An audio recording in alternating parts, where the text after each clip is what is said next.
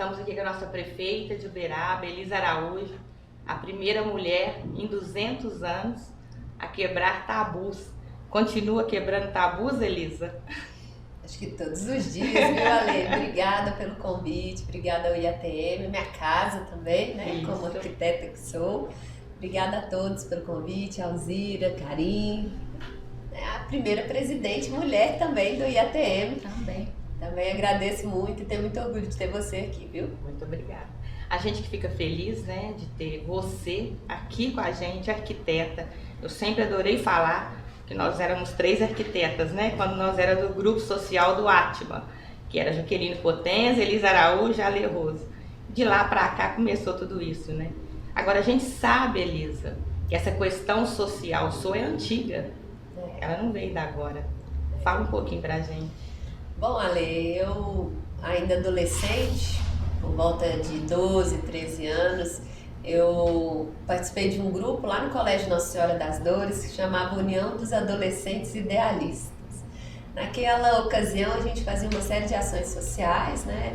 A gente também participava da maçonaria. Com 14 anos aproximadamente eu entrei na maçonaria como filha de Jó, primeira turma de filhas de Jó aqui de Uberaba.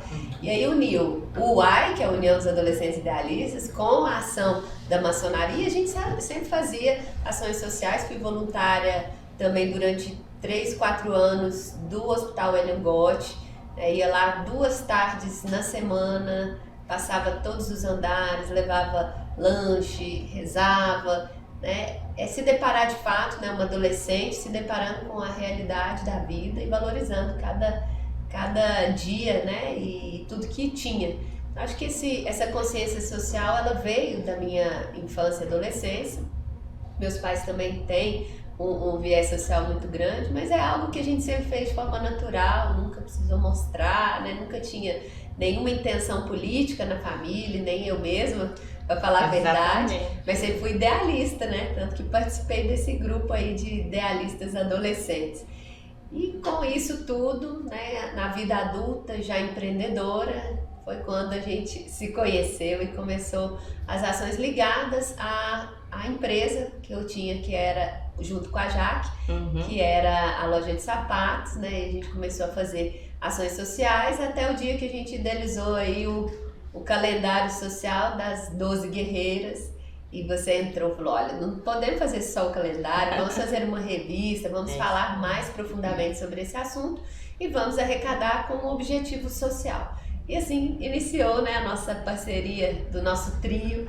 E ali a gente fez ações sociais, né, voltadas para o câncer, também voltadas para o autismo, para pessoas que vivem com HIV.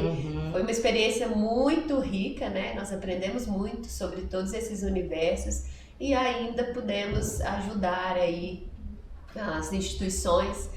Ajudamos o Laço Azul, ajudamos o Vivendo com HIV, que é a ONG do Newton. Isso. E também ajudamos o Hospital Ellen Gott naquela ocasião, que foi uma experiência muito bacana e que a gente plantou lá atrás, né, Ale? E até hoje dá frutos, porque as meninas continuaram, os 12 guerreiras, e todos os anos mais 12 mulheres são contempladas. E hoje mais muito mais de 100, né, Elisa? Mais de 100 guerreiras hoje existem. E todo ano uma instituição é apoiada com a arrecadação da venda dos calendários. Nós vamos ter esse ano a nossa festa junina, a tradicional festa junina. Nós entrevistamos agora a Thaís Cury, que está à frente dessas festas maravilhosas, né? E nós vamos ter aqui as 12 guerreiras. Ela já está no nosso calendário social do IATM, praticamente da cidade. Eu fico muito feliz porque isso foi fruto gerado por nós lá atrás, né?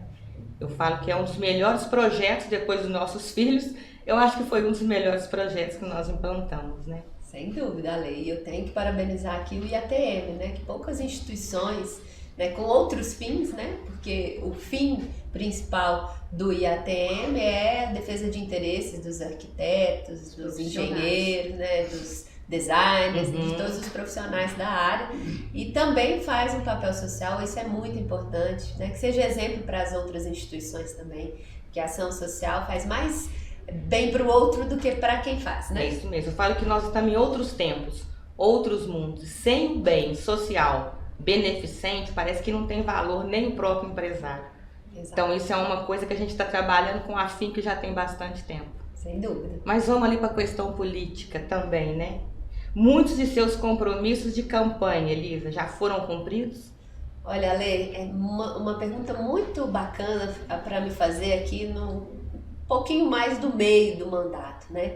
É importante a gente lembrar que fui um governo disruptivo, né? Não só como primeira mulher, mas também com um novo grupo que entrava, né? Uma eleição completamente atípica, que ninguém esperava que a gente fosse ganhar uma virada as eleições. De chave, né? A gente virou o jogo mesmo, veio ali um governo disruptivo, inovador, né? E com um grupo novo de pessoas que realmente precisava ali. Eu brinco que ao abrir as gavetas a gente sempre encontrava uma novidade. E ali a gente realmente precisava organizar a casa, precisava dar o tom de gestão, que é a minha veia, né? Que eu venho do lado empreendedor, venho do lado de gestão, sou especialista em gestão, então desse ponto de vista a gente precisava botar a casa em ordem. E a gente veio fazendo isso nesses 2 primeiros anos, mas também destravando muita coisa que estava parada, obra parada, recurso parado, enfim, a gente foi destravando tudo isso, enfrentando a pandemia. O primeiro ano foi um ano desafiador, acho que para qualquer gestor, seja ele com experiência ou não. A gente enfrentou ali dias muito difíceis, né? Eu tive contato com muitos prefeitos e foi um primeiro ano ali que eu vou te falar, uma grande estreia de muita determinação que foi necessária, muita resiliência, muita confiança, muita seriedade, muita responsabilidade. E ali a gente pensou muito assim, salvar vidas e vacinar o nosso povo. Então o grande foco do governo foi esse, mas também arrumar a casa e planejar.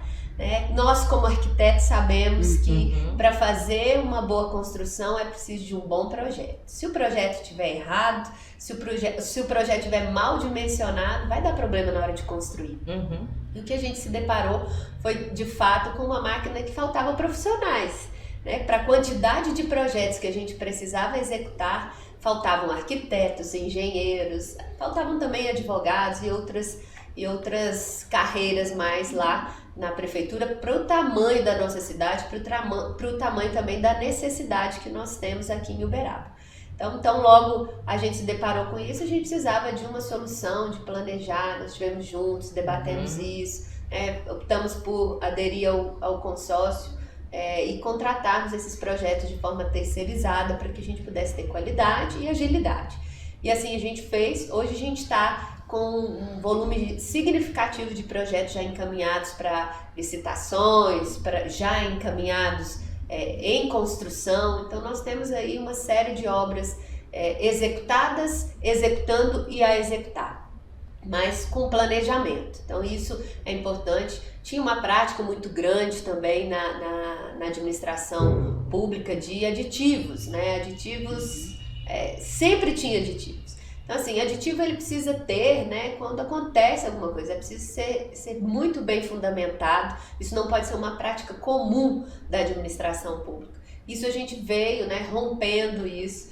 Além disso, fizemos uma reunião com o Sindicato da Construção Civil nas semanas anteriores, que a gente reuniu os profissionais e as empresas de construção civil do município de Uberaba, né, chamando-os para participar da licitação ou para ajustar alguma coisa que porventura a gente tenha errado em alguma planilha e tudo mais, para que a gente possa construir juntos. É muito mais importante e interessante que o município contrate empresas que estão aqui. Até porque se der errado a gente bate na porta, a gente sabe onde bater.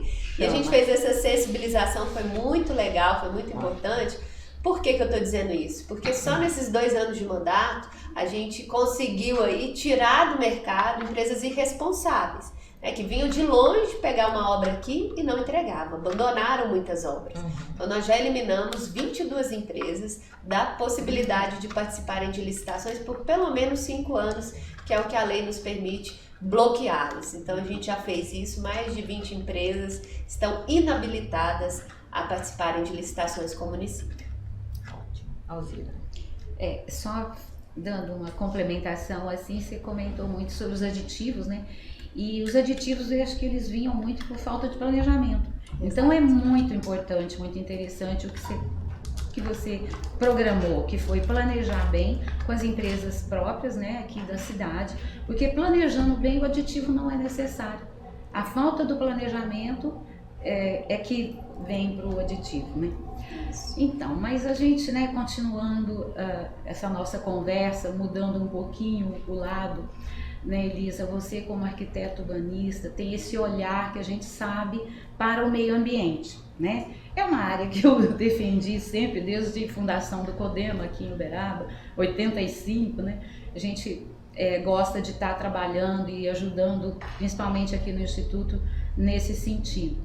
A gente, nesse sentido, também fez aqui um encontro das águas, o nome na verdade foi Gestão das Águas, que a gente colocou, porque o José Valdir, presidente, veio até nós fazer uma palestra. Então a gente gostaria, e falou sobre águas cristalinas, né? No primeiro momento sobre a questão da busca da água, a gestão, né, para o Rio Grande. Estudo de viabilidade. Estudo de viabilidade, passou. Isso é muito importante para os nossos profissionais, que a gente leve até eles o que está acontecendo na cidade por um bem tão importante para a nossa vida, que é a água, e a água pura de qualidade. E nesse sentido ele trouxe também esse projeto Águas Cristalinas. Então nós gostaríamos de saber o que você tem a dizer sobre o Águas Cristalinas, esse envolvimento, porque ele por si só não acontece sem envolvimento de da prefeitura, da secretaria. O que você tem? O projeto Águas Cristalinas, né, ele prevê realmente essa recuperação da nascente e também das margens do Rio Uberaba.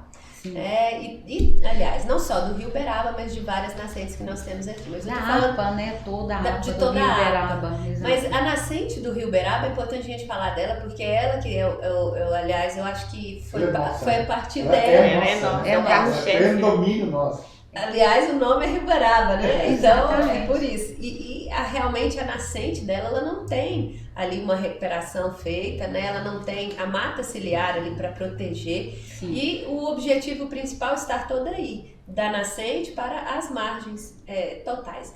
E ali a gente tem recurso a ser aportado via CODAL, né? Isso é um compromisso do governo, mas a gente tem que envolver toda a sociedade nesse trabalho, e a gente vem sensibilizando, né? Mas temos um cronograma a seguir, vamos caminhar nele, já estamos fazendo a nossa parte, rompemos toda a parte burocrática. Isso é uma coisa que me incomoda, eu confesso que na gestão pública a burocracia ela é assim surreal. E demora realmente muito. Não é eu quero, eu posso, né? Eu quero, agora como fazer? Pensar que assim, a gente faz um projeto, depois que o projeto está pronto, a gente licita, e ali no processo de licitação, aproximadamente uns 4 meses até o projeto, até a gente ter a assinatura de uma ordem de serviço, se não houver impugnação, se não tiver outros atropelos por aí. Mas assim, 4 meses é de sofrer, considerando que são 4 anos de mandato, é um sofrimento muito grande, mas é preciso fazer. É preciso. E eu não me preocupei muito com isso, eu me preocupei em ter bons projetos, por isso que a gente caminhou dessa maneira. Mas falando do meio ambiente, né, além do projeto Águas Cristalinas, que vai, né, que prevê essa recuperação das nascentes e também da mata ciliar da APA do Rio Uberaba, mas também falando sobre o plano de arborização. A gente vê, né, eventualmente temos que suprimir algumas árvores em alguns locais. Por quê? Muitas vezes, ou porque a árvore está comprometida mesmo, aconteceu alguma contaminação, ela está podre, ela pode cair, né? E aparentemente a gente que passa não percebe isso, mas o biólogo aponta isso muito bem. Mas também árvores que são inadequadas no meio urbano. Então, eu vou dar um exemplo aqui da Avenida Padre Ed Bernardes, que tem árvores lá que, além de estourarem todo o asfalto, elas estrangularam com as suas raízes a tubulação de drenagem. Sendo assim, a gente tem que suprimir, a gente não tem opção ali, porque senão a gente não consegue uma recuperação e a gente vai ter problema de drenagem também. Mas por que isso aconteceu, Alzira? Porque não havia um plano de arborização na cidade. Todas as cidades deveriam ter um plano de arborização. Com certeza. Então, Uberaba, eu tenho muito orgulho de falar isso, porque a gente conseguiu né, licitar, fazer. Nós temos hoje um plano de arborização que vai dar as diretrizes ao município, né, e os próximos gestores, né, de quais espécies adequadas a serem instaladas no meio urbano, no meio rural, em todos os locais, para que a gente tenha uma cidade arborizada. E o objetivo principal do plano de arborização, apesar das espécies, não são só as espécies, mas também é a questão do volume de massa verde por habitante. Por habitante, né? Então isso a gente nós estamos aquém. Nós estamos muito aquém. Agora eu não me recordo o número, mas nós estamos muito aquém. Se eu não me engano, são 2 vezes a menos do que a gente deveria ter. E esse é o objetivo principal, que a gente tenha uma cidade arborizada com as espécies adequadas, para que a gente realmente tenha qualidade de vida. Nosso papel de arquitetos, de engenheiros é esse, né, de promover a qualidade de vida por meio dos espaços, sejam eles urbanos ou residenciais. Sim, só complementando, porque a APA é o local onde tem todos os rios, são 16 grandes rios que tem uma área de 520 metros quadrados, né?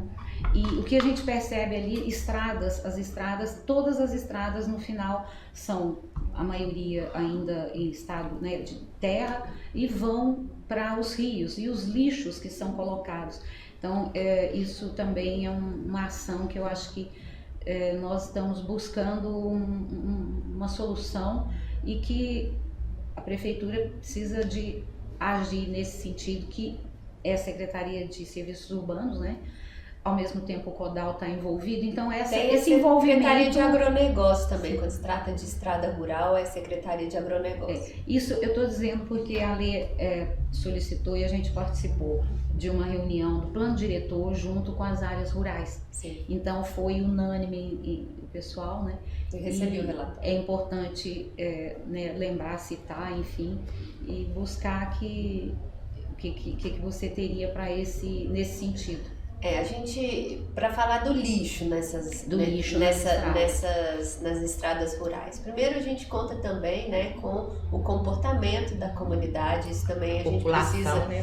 a gente precisa educação ambiental. Educação. A gente precisa entender que nós estamos ainda muito atrasados em relação à educação ambiental. A gente pretende instalar a coleta seletiva por toda a cidade, né? A gente tem hoje em torno de 5 a 8% da coleta seletiva feita no município por meio de cooperativas, né? Empresas dessa natureza. Mas nós firmamos um processo de concessão aí intermunicipal, é pioneiro no Brasil, que preconiza ali termos instalada em 5 anos a coleta seletiva na cidade completa. Maravilha. Só que é um desafio. É uma concessão pioneira, é um contrato novo. Nós estamos ali brigando, né? Até porque ainda não começou, ainda estamos num prazo ali, num limbo, esperando algumas tratativas burocráticas ainda, mas eu tô ansiosa, eu só cobro isso dele. Eu falo, eu quero a minha coleta seletiva, de qualquer jeito. Que maravilha. Mas, além da coleta seletiva, o contrato preconiza também o trabalho dessa empresa que ganhou essa concessão por 30 anos, dentro da educação ambiental. O município já tem por meio da escola, né, municipal e tudo, mas essa empresa ela tem a obrigação de nos apoiar, de apoiar todo o município na educação ambiental, trazer aí uma mudança de cultura. É a longo prazo, a gente sabe, mas é importante que isso seja instituído na sociedade para que a gente possa separar o lixo. Na minha casa eu separo, no meu vizinho ele não separa. Então a gente precisa estimular a sociedade para entender que o papel no meio ambiente é de cada um de nós, né? Exatamente. Mas é preciso falar disso. Parece um pouco xiita por alguns olhares, mas não é realista, e a gente tem que pensar no futuro, e só se pensa no futuro quando se realmente tem essa preocupação, e nós temos, e vamos fazer isso aí ser realidade. Mas eu tenho certeza absoluta, tenho muita consciência que é pro futuro. Não é agora que a gente vai conseguir, em 4 anos de governo, né, a gente vai conseguir construir essa consciência, mas nós temos que começar. Isso e os próximos têm que continuar. É isso que a gente tem que cobrar enquanto sociedade, né? E enquanto também hoje poder público. Isso mesmo. E aí nessa questão da coleta seletiva, né? E na questão do lixo lá na estrada rural, a gente passou por vários problemas de empresas que faziam esse serviço lá e abandonaram, licitação que deu deserta, uma série de problemas que a gente ficou amarrado, porque a gente tem que ter o local. Uma vez que a gente não tem a cultura de separação, a gente vai ter que ter o local e instituir a cultura aos poucos. Então nós acabamos de avançar na compra dessas caçambas, porque o aluguel não estava dando certo, licitação dando deserto. Então vamos comprar essas caçambas e vamos contratar o serviço de destinação desses lixos. Então as caçambas estão chegando aí para que nessas áreas rurais a gente tenha. Nós também licitamos e agora que a gente conseguiu também depois de 2 anos, gente, é sofrido quando esses processos de licitação não vingam, né? Agora que a gente conseguiu uma empresa para revitalizar os nossos ecopontos, né? E eu pretendo fazer um na saída de Uberaba para que esses chacreiros, rancheiros que vêm ali dessa região depositem os seus lixos de maneira correta nos ecopontos antes de entrar na cidade, né? Carrega o seu lixo ali, mas deposita lá, não joga na estrada não. Vamos fazer as caçambas lá também, mas vamos tentar fazer essa educação ambiental aí, mas também tem que ter um equipamento para jogarem o resíduo. E além disso, a gente vai aumentar o número de ecopontos também, né? Lá à frente da Secretaria de Serviços Urbanos e Obras é que opera essa ação, tá? Também o Pedro, né, que também é membro do IATM, Pedro Arduini, e ele está acompanhando de perto isso aí, para que a gente possa construir aí. O objetivo são mais 11 ecopontos que está no projeto, mas inicialmente serão 4 ou 5, e a gente vai aos poucos, deixando tudo preparado, tudo planejado para que à frente sejam aí mais 11 ecopontos no total. Porque quando tem o ecoponto perto da casa das pessoas, ela tende a jogar no local certo. Não vai lá e não joga no terreno baldio, às margens da rodovia, que é o que fica feio, deixa a cidade feia, suja, além de trazer doenças também. Karim? Bom, estou vendo fazer essa apanhada de informações. E eu gostaria de voltar um pouquinho num assunto que ele me incomodou muito e eu percebo agora a prefeitura caminhando para ele. Eu sou de uma geração que negligenciou por 50 anos a solução das águas de verão. Em que pese, assim, a gente sempre pode comparar com os outros, porque todo mundo que vem de fora tem um olhar sobre o gado melhor, às vezes, que o próprio munícipe. Às vezes está tão que qualquer chuva destrói a nossa vizinha e agora eles têm água. Até outro dia eles não tinham água e nós hoje não temos mais problema com chuva, eles são bem menores, são pontuais e nós vamos partir para a solução da água, que pelo que passou de audiência pública já caminha, é buscar definitivamente um assunto que tem 50 anos, que é o Rio Grande. Eu vejo nas suas falas sempre preocupação de eu organizei, preparei, agora eu vou começar a colocar a marca da gestão ou enfrentar os grandes problemas, né, que é o Rio Grande. A gente pode dizer que essa solução caminha de fato para que dentro deste momento, desse primeiro mandato que você está cumprindo, a gente já possa começar a deixar isso pronto para não ter volta mais de alguém querer achar que não tem que buscar no Rio Grande. Podemos falar disso? Claro, a expectativa é que a gente inicie as obras ainda até o final de 2024. A expectativa é essa, o projeto de viabilidade já foi feito e agora está em fase final de contratação do projeto executivo para que se inicie as obras. Como eu disse, planejamento, bom projeto e processo de início das obras. É assim que a gente tem feito. E aí é importante a gente lembrar do marco legal de saneamento, né, que preconiza a necessidade da cidade ter uma segunda fonte de abastecimento, né? E falar do Rio Grande sempre foi um tabu em Uberaba, né?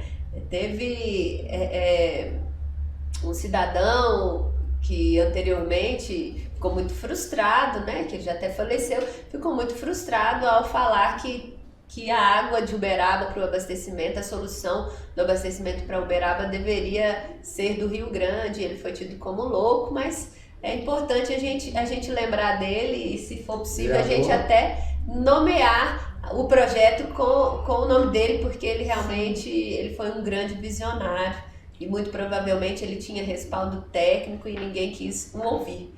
né? Ele foi vereador, que você disse? Sim, João Pedro Souza, ele foi vereador, candidatou a prefeito. Ele falava em nós da Benção, sou dessa geração, que eu não vou dizer que a gente fez brincadeiras com ele, porque a gente era muito jovem. Que a gente tinha 2 orgulhos d'água, todo mundo conhecia o Codal, a gente ia das escolas conhecer a captação de água. Sim. E a gente visitava uma grande companhia de refrigerantes que tinha aqui, que era a Colé. Inclusive, nossos companheiros, nós todos, de uma forma ou de outra, sempre passando dentro do sistema da FIENG, que o Zé Roberto, e ele fez uma campanha falando, e era motivo de escárnio. Então, quando você fala de falecido, ele suicidou pós-campanha, foi grande. Eu ficaria feliz, prefeito, que se a captação fosse feita, levasse o nome dele. Eu acho que é uma injustiça que precisa ser reparada, porque se fosse hoje, falar assim, era motivo de meme, todo mundo fazia Guilherme, e aí está a solução, né, que chega-se a isso. E eu queria aproveitar também... De forma técnica, né? Dar uma informação não é achismo, isso que é importante a gente deixar é viável trazer e é o local para trazer, né? Sim, já temos o recurso garantido. Além disso, né, é importante a gente falar sobre o que a gente tem hoje também, Karim. A distribuição de água em Uberaba, ela precisava de eu falo reengenharia, né, uma forma de distribuir de maneira mais inteligente, precisava de algumas obras. E nesses 2 anos de governo a gente avançou muito, nós vamos finalizar 4 anos de governo com 4 obras, né, de reengenharia da distribuição de água na cidade. Então, nós estamos investindo um volume significativo de recursos para que a gente possa garantir água nas pontas, porque o abastecimento nas pontas ele ficava comprometido quando o reservatório acabava de forma rápida, e geralmente isso acontece no final de semana, onde as famílias estão em casa, não estão trabalhando, as mães e as mulheres vão lavar roupa, os maridos também, né? Graças a Deus isso mudou. Graças a Deus. Até louça a gente lava hoje. Que bom, né? Tem que lavar mesmo, tem que lavar tudo, junto com a gente. Mas com economia, né, professor? Com economia. Mas a gente sabe que é no final de semana que o consumo aumenta. Então, geralmente, quando o nível do reservatório cai muito rápido, a gente precisa fechar o outro para poder encher. Então, nessa manobra, as pessoas ficam sem água na ponta e é o que prejudica naquele momento que ela vai fazer a limpeza da casa e das roupas. Então, esse problema a gente viu muito de perto e a gente está fazendo grandes obras por todos os pontos da cidade para que possa resolver esse problema aí de abastecimento e mitigar esse tipo de problema lá na ponta. Então, esse é um investimento que a gente não abriu mão, né? Não aparece politicamente, não é uma obra, né, de uma escola e tudo mais, como uma escola se dá para ver, uma praça dá para ver, uma grande obra que as pessoas usam acaba dando para ver. Esse tipo de obra não dá para ver, dá para sentir lá na ponta, né? O problema acabou. Então é isso, a gente com muito compromisso com quem mora na ponta, fez essas obras, né? Estamos já finalizando, e aí eu vou chamar atenção para uma obra que é o R14, que é lá em cima no alto da Universidade, lá do lado do Distrito Industrial 4, que ali não tinha centro de reservação e ali precisava muito, uma vez que a gente tem lá se instalando indústrias, né, o nosso Distrito Industrial 4 a gente conseguiu entregar com a infraestrutura adequada, né, as empresas estão satisfeitas e vão já se instalar em um local adequado, com iluminação, com drenagem, com pavimentação, com tudo o que é necessário para uma empresa se instalar. Então não adianta incentivar a empresa para se instalar no nada, né, gente? Então, é verdade. Isso aí a gente faz questão porque é de fato a gente gerar o emprego na ponta, de fato, não só ficar na palavra. Prefeito, a gente sabe os seus horários, como que é a sua agenda apertada, mas a gente eu também quero fazer aproveitar que a Tamir está aqui nos ouvindo, e na condição de ex-presidente do Desconto fui, e a Tamir também, dizer quando você fala das 22 empresas que você inabilitou, e outro dia eu vi também uma matéria sobre 11, 12 empresas que vieram de fora. Eu sou um defensor de técnico de preço, porque a gente só vai... A nova lei de licitação, a 14.33, vai propiciar muito engenharia. Nós temos uma oportunidade enorme e a Prefeitura já vem trabalhando em cima dela, que vai ser desde a concepção, anteprojeto, sistema BIM, custo, orçamentação. Então nós vamos voltar a fazer engenharia e a tendência com planejamento de engenharia que a gente elimine. Mas a gente acompanhou lá teve planos, era um trabalho que eu sempre gostei de fazer de estatística, que a empresa daqui, mesmo quando ela erra, ou ganha, porque às vezes erra, você esqueceu uma coisa no orçamento, que é um ano, ela honra custos doídos para ela, porque ela é daqui. A minha filha estuda com uma pessoa que, então, a gente fica com vergonha de não entregar, e às vezes dói na empresa. A empresa que vem de fora, eu acho que ela tem concorrência para todos, mas ela, infelizmente, não tem compromissos com a cidade. E não é, ao contrário do que se pensa, só nas obras da prefeitura, não. Nós já tivemos isso em obras da Infraero, já tivemos isso em obras de bancos públicos privados. Então, essa coisa de aproximar das entidades, eu vejo assim, ser associada nossa aqui, mas você vê desse mundo, essa visão, eu acho importante, essa visão da arquiteto urbanista, essa visão empresarial de dentro da regra, porque ninguém precisa de fugir da regra, a gente não precisa nem comprometer nem CNPJ e nem CPF, porque a gente está em alguma coisa, a gente não é, né? Mas eu vejo com bons olhos esse cuidado de chamar o empresário local. A gente fez um podcast aqui, numa outra área do mercado imobiliário, a gente dizendo para as empresas também, porque para a gente pedir, orientá-las para que elas melhorem o processo construtivo, para que elas... É importante saber que tem a contrapartida. Na sua fala, e eu espero que isso aconteça mesmo, parece que nós vamos entrar aí em 2023, 2024 com alguns empreendimentos, algumas obras. Tipo assim, se eu não estou avançando, se preparou para começar. Tem um que tem 10 depoimentos. Eu participei pelo Instituto na regulamentação de uso de material reciclável. Então, você vai fazer asfalto, está anunciado, vai ter material para ser usado aí de melhor qualidade, ambientalmente correto, com custo adequado. Esse depoimento o Instituto tem que dar, porque participou da construção disso, validou o processo. Então, assim, a gente não ouviu dizer, a gente participou.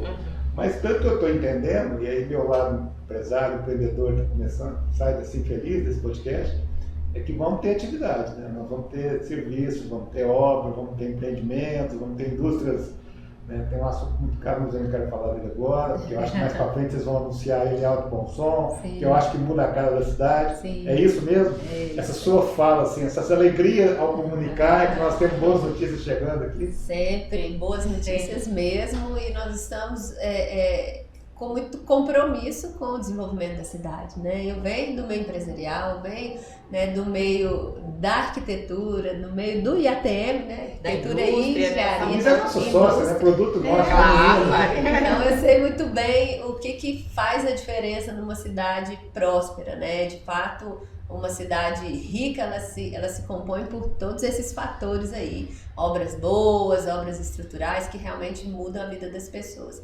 Geração de emprego e renda, né? Tenho muito orgulho de dizer também que nós somos um dos primeiros lugares aí, estamos nos primeiros lugares de Minas Gerais na geração de emprego e renda no estado. Então isso é reflexo de confiança, né? O empresariado, ele, para avaliar a instalação ou ampliação de uma empresa, ele avalia o contexto como um todo, a cidade, se ela é uma cidade segura, se o governo ele é sério, né? Se ele vai ajudar, não vai atrapalhar, se não vai cobrar propina, porque isso a gente sabe que tem muito.